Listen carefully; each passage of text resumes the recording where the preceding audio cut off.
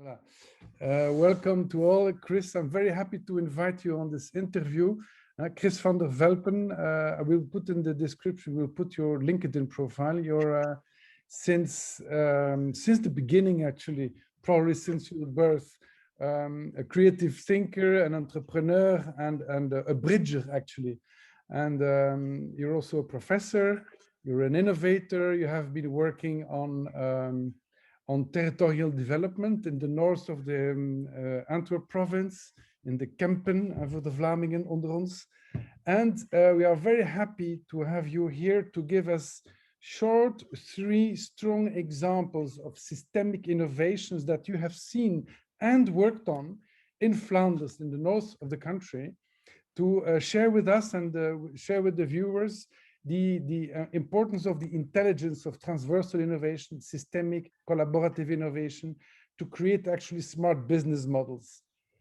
So thank you. Maybe just, and after that, we also would like to have you on what are the conditions to make it happen, to make this transversal innovation, which is so important today, happen, or maybe in the examples, what made it happen for you? Okay, well, it's a pleasure, Michel, to have this conversation with you. It's always a pleasure, of course. It will not change. It takes hours. When we are together, it takes hours. And we have so much to share. And it's so fun because we are really on the front seat of the shift of society. So correct, yeah, correct. You're right. Yeah, correct. No, so I'm well, maybe addicted is maybe a strong word, but I'm very. It's part of my. I try to make it part of my DNA of this systemic thinking, and it's due to the fact that I'm quite throughout my career obsessed. Maybe obsessed is also maybe a strong word, but at least I'm very interested in how you can solve wicked problems. Wicked problems are typical problems where, in fact, you try to solve something, but if you overreact on one X in one vector, then it will have much more negative effects in other vectors, other aspects, and based on that, you run the risk of making the problem that you were trying to solve even worse at the end of the period you're working on trying to solve the problem. So, and therefore, this kind of systemic thinking is quite important to look at the boundaries and the impact that you try to do in whatever you want to explore and build up, that at least you try to respect a kind of a systemic equilibrium on a worldwide scale even, so that at least you are moving, you try to make steps forward and not create a kind of a processes of Echternach, so two steps in four and one back and stuff like that. So so based on that, I'm quite interested in that. Wicked problems need deep forms of innovation and also deep forms of entrepreneurship, and that's my specialization at KU Leuven and Flanders Business School. So therefore, I'm quite interested in all these themes. And because, Michel, you asked me to give some examples in the Flanders, where I'm quite active, also in Germany, in Holland, but let's keep ourselves now to the Flanders. And I'll try to give 3 examples, which are maybe an exemplary of what I'm talking about. And okay, these are all works in progress, of course. These are companies that are being already founded, and are all scale-ups in their own way, but they use this kind of systemic thinking in a way how they can scale. And maybe for a kind of a side note, this is also very important for every country.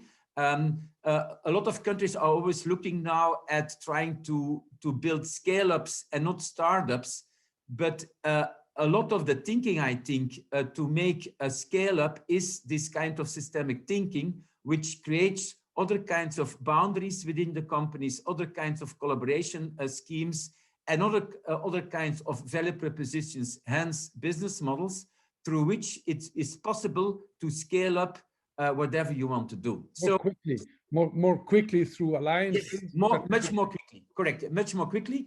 Of course, what is part of systemic thinking, and then maybe I come already back to the kind of boundaries where you're asking for, is the fact that if you want to do this, and this is applicable to all the three examples I'm going to tell you later, is the fact that there is always this kind of SDG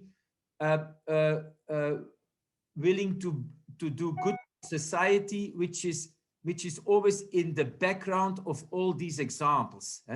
And why is this so important? Because I also wrote an article about it. You need teams around these kind of concepts, which are flourishing. I call it flourishing, to give it a kind of a team. What is flourishing? Flourishing teams are, for me, are people that are working together, but they, in the way they work together, they create a kind of an immaterial asset. It's a kind of a sense, something additionally that people can't really grasp, but it's kind of uniqueness. Yeah, quite important in these kind of different teams, and this can only happen if they want to engage themselves in something beyond their own small scope as being human being, and therefore worldly problems are quite interesting in this kind of perspective. You create intangible value by a smart entrepreneurship, by smart alliances, actually. Yes, indeed. And which protects the model, protects the business model. Correct. It protects indeed the model, because in fact, of course, it's a combination of technology and the way you collaborate and stuff like that, but it's also a way of creating deep trust between formerly unknown partners that through this kind of philosophy create a kind of a deep trust. And hence, due to this deep trust, you can create purpose between the people and also deep collaboration models. And where people are willing to forgive to others. What I mean with that, it's a way of collaboration also where in fact it's not a kind of a subcontracting scheme of I do something for you, you do something for me, or whatever. And if you're not delivering that, you are, I'm going to sue you and stuff like that due to the service level agreement that we defined when we started. This is a kind of a collaborative scheme where you also take the vulnerability of and also the indecisiveness sometimes of other partners into scope to build something new. It's this kind of vulnerability, I can call it, that take into the development of these schemes, which is quite unknown, to be honest, because most just the opposite. It's just that's already in the secret ingredient, and that you divest. Correct. And it's this kind of way of behaving which is also quite important. There are academic papers written about it, and in the MBA programs we give some of those papers to the students. But anyhow, so there is a documentation around it, but I'm not going to expand too much in it. But it's kind of a core of how you build these kind of models. But now I give you the three specific examples, and it will make it much more understandable. Understandable what I mean with that. And so the first is a concept. They called it biocon, and it's a scale up, a potential scale up that will be set up by the beginning of next year. And so it's now an internal venture of KU Leuven, and it's built by two people, two PhDs in biochemistry. And what did they want to do? They built a system where they use wood, so wood particles, and they convert it into lignin oil. Why did they do that? So the basic idea behind this kind of reasoning is that they use waste organic material. So it's now wood, but this could also be grass, for example. So it's have to be wood, but they start with wood, where they make lignin oil out of it. And what is lignin oil? Lignin oil can be used, can be used to as a kind of a basic component for example, they're doing now tests for, let's say, isolating panels, where you have the same as isolation properties as the normal isolated panels we know now, but they are probably much less thick than the isolating panels that we use today. What's important, by having these panels, and this is organic material, so there's nothing chemistry behind it because it comes from wood and whatever, we would be, but it's a concept, we would be in the possibility to insulate existing homes, which are already they're built in the 50s and 60s and stuff like that, don't allow you to have this kind of isolating panels that are known now because they are too thick. The buildings are too small for these kind of thick isolating panels. So the application, another one to give the example, there are different applications, but it's, for example, also biopesticides. It's a very good basic material to enhance the resilience of plants, where you have a kind of a film where the plant becomes stronger by itself. Due to this film, of course, there is more in the film than only the film itself. It's a kind of basic material. So there are different kinds of applications for it. Now, why did they do it? And that's maybe important. Why did they do it? Because their vision is, if this could be produced on a large scale, it is a very interesting component to make us carbon neutral. And so the idea with carbon neutrality is, if you have plastics or whatever, you make plastics and so forth, you have this whole kind of movement now to reuse plastics, PETs and stuff like that.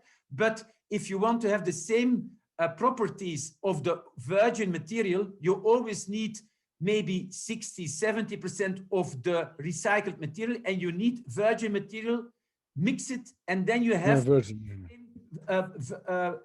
same properties of the original material. Now, this original material always comes, of course, from the basic installations. Again, from carbon, from oil or gas and stuff like that. And their idea is, in fact, through these kind of technologies, that they could close, if you do it, of course, in large quantities, that gap. Because due to these kind of processes, they could then provide that virgin material for the PETs and for the plastics and stuff like that. And by doing so, they could close the gap. And therefore, you could become totally carbon neutral. So that's the vision. And this is an application of that vision. And of course, in that same department, you have also other PhDs that are working on other applications to try to close this big gap. Now, why is it so important? You see the SDG stigma behind it. By doing so, when they started, we have these kind of internal programs at KU Leuven, and in fact, they want to do this with a big vision, but their scope was in fact to continue a research program, and they needed roughly, I think, if I remember correctly, 300,000 or 400,000 euros to continue the project, and therefore they took up a course inside at KU Leuven, teaching together with some colleagues. To be able to attract these additional funds. So that was the basic idea. But when I must listen to them and the scope, I said, try to open it up, try to use an open mindset, try to see it. I mean, the scope is much bigger than the continuation of research project, how good this could be. Try to open it up, try to make another plan where you try to build an own factory out of it. And they said, yes, could we do this? I said, of course you can, and stuff like that. And therefore, by doing this stretch, at the end of the 6-month period of training, I mean, it's not every day that they have training, but anyhow, they made, in fact, although they started from this scope in the beginning, they wrote a business plan to build up a plant where they, in 10 years' time, they needed 150 million euros. They come from 300,000 to 150 million euros.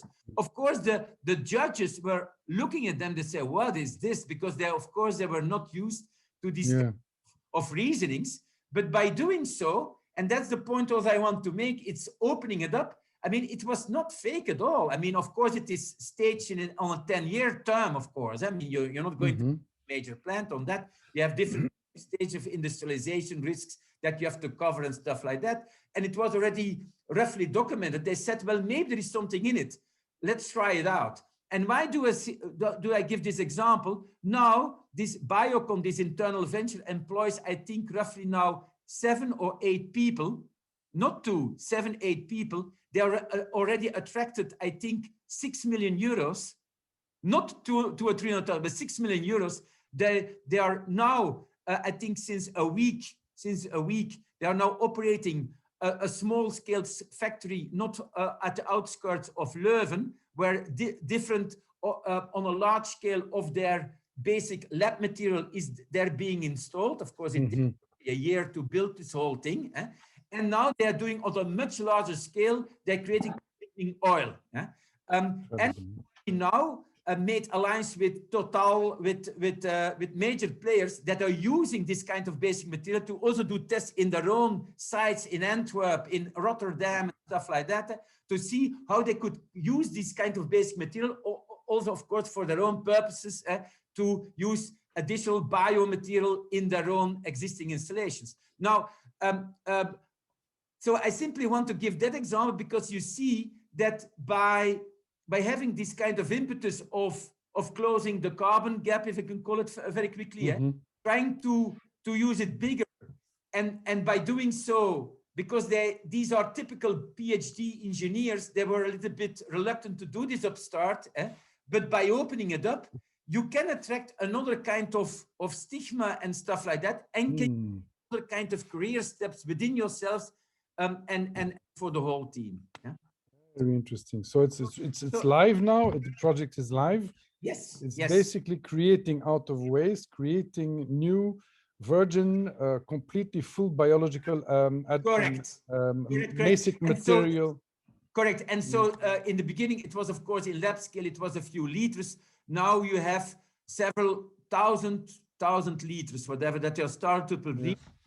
Since a week or 2 weeks on, or something like that. Incredible. So very interesting example. So it's a technology. So you understand, we will decode, of course, this whole interview to have all the keys of success. But it's a stretch. It's a thinking differently. It's going out of the lab and the mono thinking. Multiple thinking. Voilà, correct. And this is a kind of a basic thing.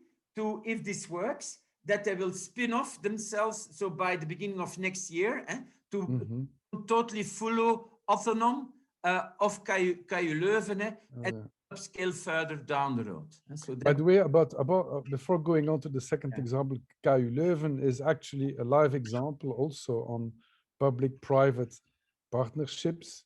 They invest quite a lot in research and development. How much per year as a university? The thing is, the total budget of KU Leuven, but it's including the university hospital, is always a little bit above 2 billion euros per year. Wow. And it's every year invested. Yeah. Colossal. And how much return on investment on intangible IP do they get per year?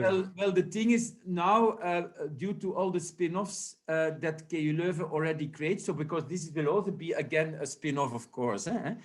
Leuven does this, they take then a minority share, or it depends of the different teams of the other investors that are coming in, and or IP payments, and it can be in hybrid structure or whatever.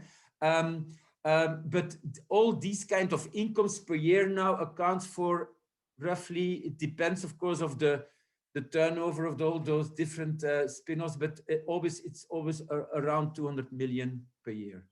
Enormous, huh? Euros. Colossal. Huh? The Brussels universities is 1 or 2 million. We are talking about 100 times more. Huh?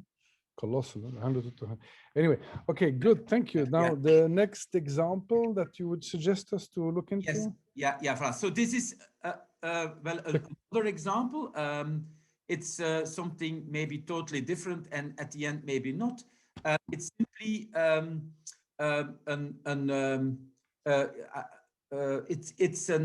what you have in the Flanders is the Flanders want to stimulate the production industry, the production technology industry. And so, and they have a kind of a core coordinating organization for that, which is called Flanders Make, where all the manufacturing technologies of the different universities join together and try to find then additional companies where then some additional production technologies can be implemented within the operating structures of those SMEs or large companies. Ecosystem. But to make this practical, they are also helping out to create practical examples of hubs, manufacturing hubs, that by themselves attract an additional production companies, where they hope that by doing so, through these hubs, those production companies can create totally new combinations on certain technologies that were used for a certain application, but could also be used for other applications, which is also typical about technology. The same thing with biocon, lignin oil can also be used for different applications. But of course, the whole thing is why will you do a certain application? Because you see an economic value in it. You can make products or services and or services out of it, which can produce a certain return. And by doing so, you valorize certain production combinations, if I can call it like that. Okay, so at OMC, it's called Open Manufacturing Company, which is Open Manufacturing Campus, which is based in Turnhout, in the northern part of the Flanders. And in that area, I have been regional development manager of that area. So in your introduction, you mentioned that very quickly. So it's in the Antwerp Kempe, the Antwerp Kempe area. So what happened there, I'm now talking about maybe 15 years ago, something like that, or maybe longer. I mean, time flies. You had there a very big employer named Philips. And they make natrium lamps and stuff like that. And the category which goes down, and Philips is in fact phasing it out. And so therefore that plant is always reducing its scope every year or every half a year. And so every half a year or year, they are licensing off people and they reduce their scope. And this is now, so they're shrinking every year. Now, of course, it's a large company. I mean, it's also a large building. So the whole thing is, what can we do with that building? Because that building will become free year after year. Every year will be freed up a little bit. So the idea of the area was, in fact, to reuse that building for other applications. And other applications would be, and that was the basic idea, why couldn't we use that technology, which is very light bound, so it's ultraviolet light and stuff like that. All the technologies is also there. Why couldn't we use that kind of base technology maybe for some other applications? We have no clue for what application, but maybe it could be useful for existing SMEs or whatever to reuse in total other applications. And so therefore they started now 15 years ago on that. And now Open Manufacturing Campus is a very vibrant campus. Well, vibrant in a way that they lack infrastructure now. They are in fact booming. They lack in fact infrastructure. So in fact, the way that Philips is shrinking is not as quick as the growth of Open Manufacturing. The growth, enormous, colossal. So so you have the phoenix. It's the phoenix is more lively than the dinosaur. Yes, it's very beautiful. Fantastic. Okay, but anyhow, but what is interesting is you see that now very even miraculous recombinations of companies that suddenly see some applications never thought of. And so one of the for example, Sadeshaf, this is an SME. There are a few hundred people working in that company, very engineering based and stuff like that. And through the technology of Philips, they created a total new production rate in binders. You have this kind of binders, but through this ultraviolet light, they make this kind of super binders. What also normally you would think about Henkel and stuff like that, but they better binders between different materials than ever existed. And by doing so, they are now, they have a plant already now in Germany, one in the US and stuff like that. So this is a simple that found totally new applications due to this kind of connections. And you have different companies there, which are more in the because you have this kind of ecosystems in the binding sphere and stuff where they are then growing. But at the same time, they also saw some things in hydrogen. Now this also started. So you have those two kind of technology routes, one in the binder UV and the one in the hydrogen scope, where a lot of different SMEs are coming on. And where, for example, also with UV light, you have different kind of pharma or medical applications. Now they do it with binders and stuff like that. Also with hydrogen, the way you produce hydrogen much more quicker and stuff like that. You have now also which is based there, which is the core, which is the core hydrogen technology in the Flanders and in Holland is merged into there. They're all based there, where in fact they build it with their technology. Colruyt built the first hydrogen plant in Halle. It's also based on their technology of and stuff like that. So you have this kind of stuff which is really booming up. They have better insights, get better ideas and stuff like that.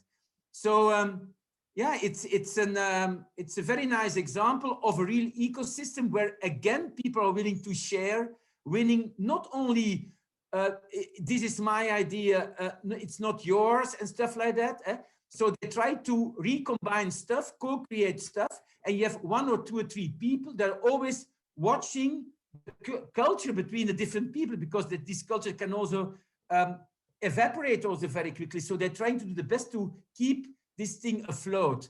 And that would be a condition. So that would be a condition for success, to have like people who watch how to create bridges and the facilitation, culturally, industrially, transversal bridging. Yes. And always try to, with a typical open mindset, always look one step further, one step deeper. Maybe we can recombine that with another person or another company and stuff like that to keep the people afloat. And because that's one of the big things with this kind of also systemic thinking is that people are looking for concrete stuff.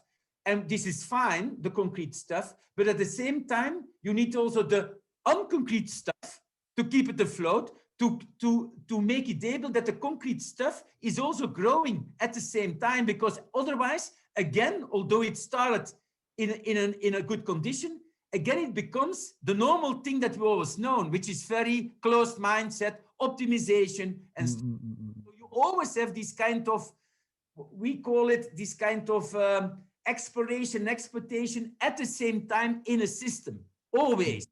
And the exploration is very good to create additional revenues on the short term then or a medium term, but at the same time, you also have money for the exploration, which is long term, which is far-fetching, which is other combinations and stuff like that at the same time. So that would say also keep part of your budget for looking forward for research and for yes, indeed. You always need, but therefore it is so important to have very high margin business, because doing so, people are willing to foresee and offset some of that margin, which is unknown to the overall community. You see, Michel? Yeah, because it was not known. It was not known. Yeah. So it's easy to give something that you don't have. It becomes different if you have to share something that you already have, because then it has a different kind of feel around it. Yeah. Very interesting. Also the dynamism is also different then, of course, because then you do it more with a closed mindset. We have to work together because profit margins are shrinking and stuff like that. So that's a little bit different in attitude. Yeah. Okay. So that's OMC. Then the third thing, which is again a total other maybe example, which is more in the social sphere. And that's the following. So what you have in the Flanders, I think is again a worldwide phenomenon, is the fact that we want to, or in Europe, we want to conserve our social, this kind of equilibrium between economic and social impact. But the thing is, with all the budget deficits and stuff like that of different governments and local communities and stuff like that, it always pops up.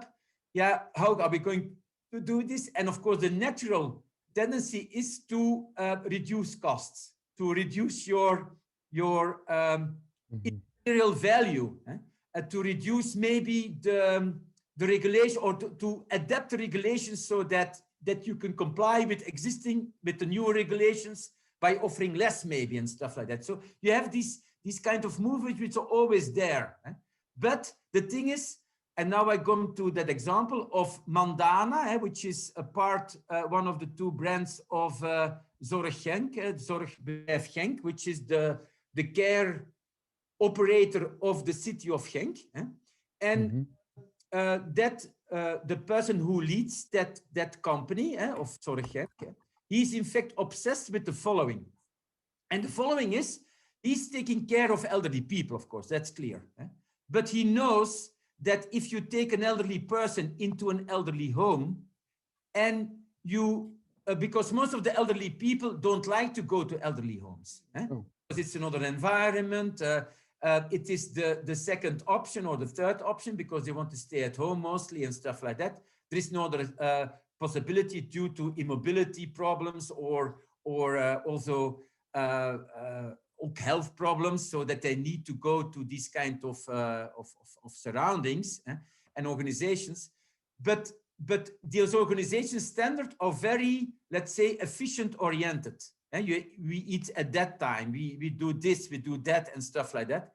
And you have an IT infrastructure which officially gives the people more options to do additional stuff, but at the end, in fact, is used for even focusing the efficiency in the operations of the people there and to optimize it, right?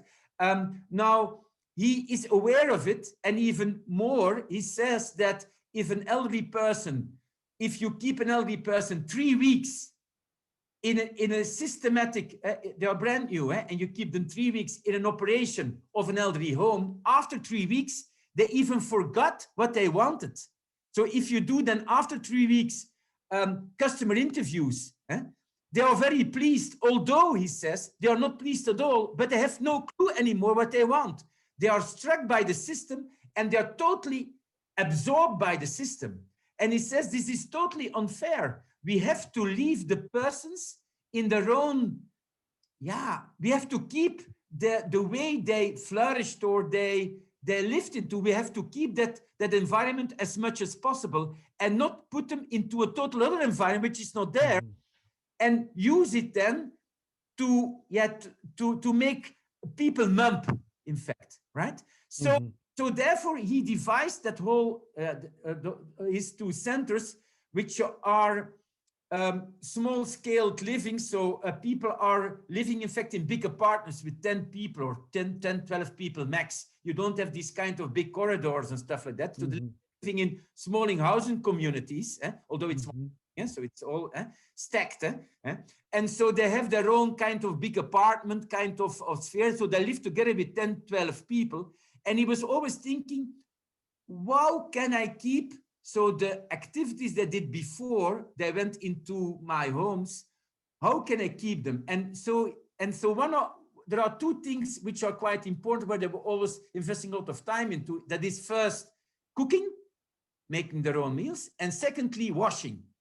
And then looking at TV. But those two activities account for roughly 50-60% of the daily activities of an elderly person. Now, in the system, if you go in an elderly home, you lose those activities because there is being cooked for you and washing is also done for you. So you're suddenly in a big gap of time investment that you don't know what to do.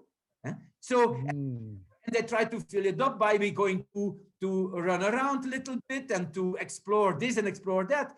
But if you're more close and more introvert, I mean, it's against your own nature and stuff like that. So therefore he says, we have to keep it as much as possible. And so therefore he installed a washing and drying project, which is 2 years ago, which was considered as being the most innovative social project of the Flanders. So what happened there? He installed a system where the people can wash their own clothes themselves, right? This looks a very maybe basic, and also dry their clothes. So he installed washing and drying machines on the different floors in his home, in his building, on different floors. But there are a lot of things that are coming into. So first, you don't need the industrial cleaning and washing systems that they used before, which most of the cleaning was been done in Kortrijk, which is, I mean, and he's living in Genk. So, I mean, you have already 250 kilometers back and forth transport. I mean, think about CO2. So that's already a big thing. So that's nearly done. I mean, it's diminishing, but it's very, very heavily reduced. So that's one. He used that free budget to buy up his washing and cleaning machines and stuff like that. Mm-hmm.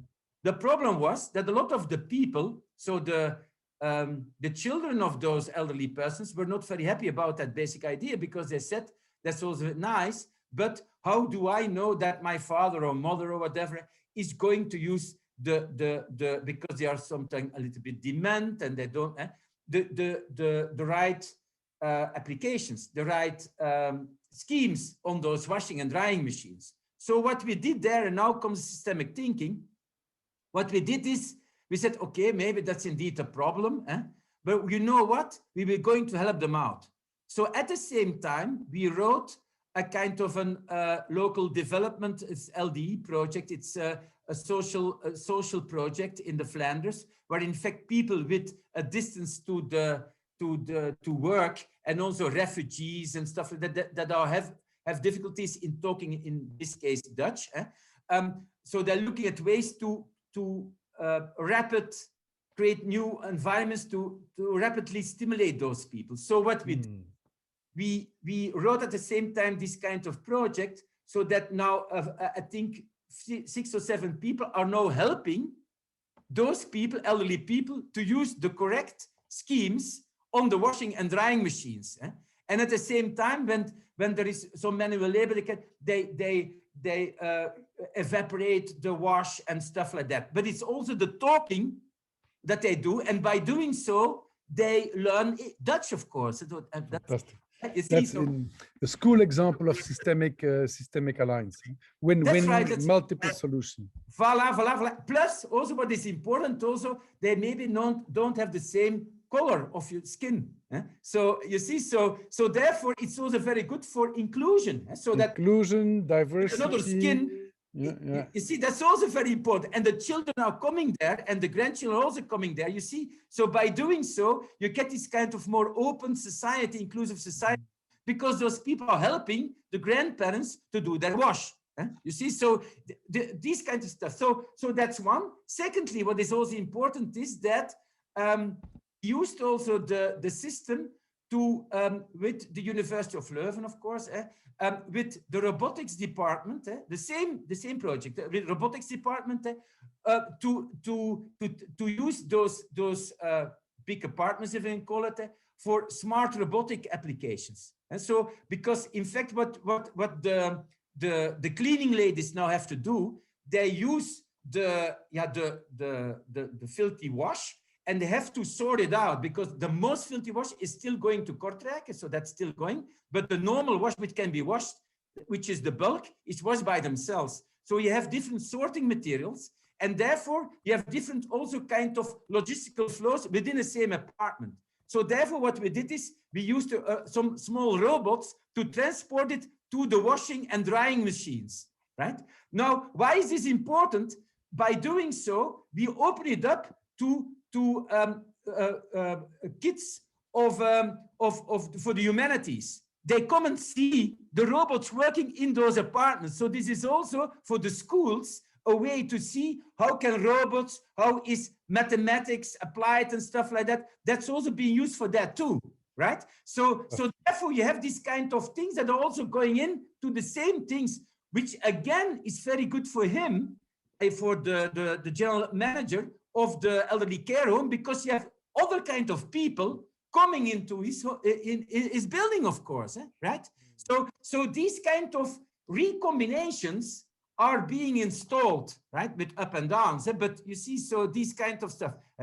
And lastly, because the ironing seems to be sometimes a problem, because people have difficult, LDP have difficult in navigating and doing these kinds of still works. We enlarged another kind of social enterprise that does only the ironing, which again, on the same campus, a little bit further, 50 meters down the road, is being installed. So it is shipped, I mean, it's transported that and coming back. And they use it again as a kind of a growth platform to expand their ironing division, where again, people with a distance to the labor market is being installed. And therefore now I think 20 women are now working there. So another secret ingredient to systemic added value is this concentric multiple projects that are little by little. When you have the mindset, it becomes a sixth sense or a seventh sense that additionally create more and more multiple added value. Concentric development. Correct. So what you have in a lot of the with Biocon, but with OMC you already see this, and certainly here, because then so the city of Genk says yes, we are anyhow. I mean, they had the plans already, and so now we are going to move much more quicker in expanding the Porta Vida social campus, which is the largest in Belgium now. You see, it's a kind of a snowball effect. Snowball effect. And it always comes bigger and bigger and bigger and bigger and bigger. And for him being the general manager of this zorgbedrijf, he is obsessed with the impact that he can have on society, which goes beyond the elderly people that he has to service, and which are very, very happy because he has waiting lines. It's not that, and it's not the cheapest in the area. I can also show you that. But this is not the thing, you see. So this is, and by doing so, he can have a better cost value balance, you see, because otherwise, if he had to pay for everything, I mean, he couldn't pay that for that, you see. And the beauty is that by serving multiple challenges of society and of environment, actually by doing so in a genuine way, connecting dots, you actually come up with a very smart, efficient, and profitable business model. That's the conclusion. That's the conclusion. That's the conclusion. And therefore he does it because he says, if we think in a normal wavelength call, we will never solve this cost-value balance. It is impossible. So we need systemic thinking, in fact, to keep this kind of basic vision where I, being the general manager of Zorgbedrijf Genk, is my passion on, because otherwise I will be put in an environment to be obliged to lose my own passion. And there is another way. There is another way. Three beautiful examples. Thanks a lot. We have actually very, very interesting secret ingredients here for the people who watched up to now. Congratulations, join the club. It's fun. The beauty is that it's fun. It creates a lot of heart value, a lot of happiness also, and it's good business. So thanks a lot, Kris. It was very, very valuable to be able to share that with us and to do that exercise, to see that in Flanders, also in Belgium, there are very smart and beautiful people doing that, creating that multiple added value. So will join us in one of our programs. And thank you very much, Kris. And see you soon. See you soon on the field for new commit new systemic deals. Yeah, right. We keep in touch. Yeah, we keep in touch. For sure. Yeah. Thank you. Bye. Bye, Michel. Bye.